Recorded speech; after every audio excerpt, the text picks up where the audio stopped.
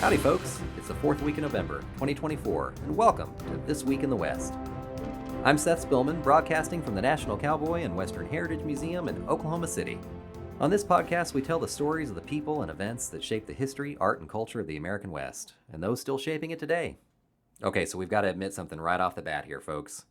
When we first looked at the biography of Larry Mahan, we thought, can we fit all of that into a podcast that we, believe it or not, try to keep to only 7 or 8 minutes?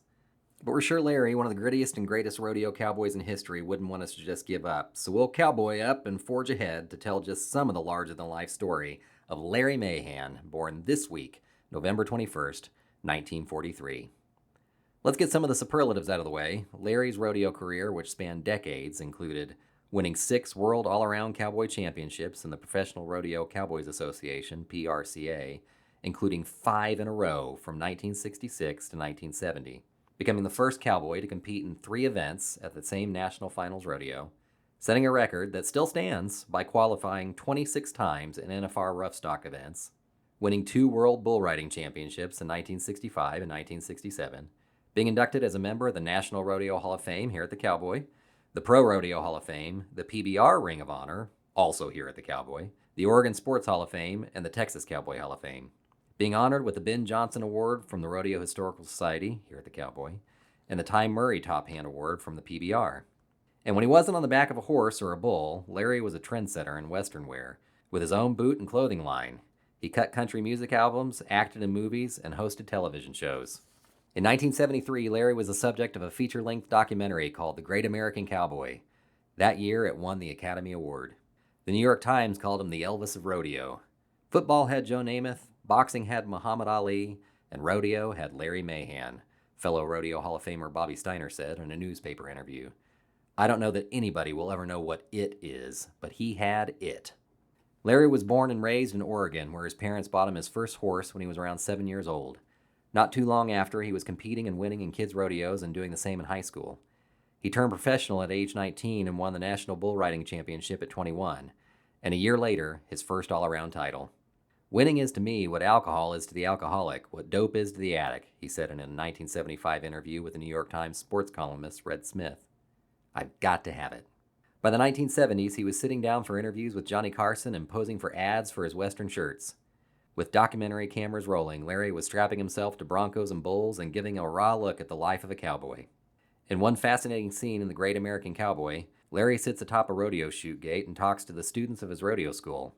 He tells them they're going to learn all about how to keep from losing their grip on the back of a horse, sure, but there's much more to rodeo than that.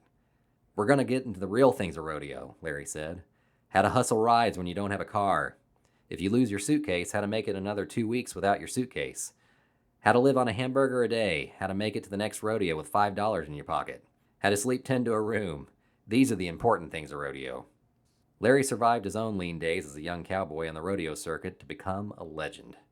He stopped riding bulls and bareback broncs in 1977, and saddle broncs a few years after that. His last major title was in 1979, but he continued to provide commentary on televised rodeo events. The sport he helped put on the map kept growing in popularity. Larry was split in time between 2 ranches, one in Valley View, Texas, and the other in Ada, Oklahoma, when he spoke with Cowboys and Indians magazine in 2022. I've had an opportunity to live 4 quarters of the game, and it's overtime as far as I'm concerned, he told the magazine. And you learn to appreciate every day. In 2021, he'd been diagnosed with cancer. I kept it quiet, Mahan told Cowboys and Indians, so I could process how to handle it emotionally. And I came to the realization that it's a challenge many people, young and old, have to deal with. And not everybody has horses. Not everybody has cattle. Not everybody has the lifestyle that we have the opportunity to live.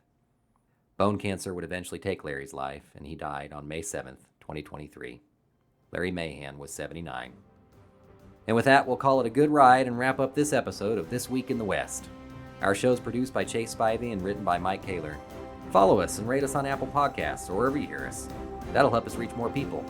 We encourage everyone to follow us on social media too, and online at nationalcowboymuseum.org. We'll leave you today with some classic Larry Mahan wisdom.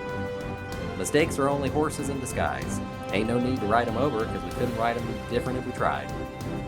Much obliged for listening, and remember, come find your West here at the National Cowboy and Western Heritage Museum.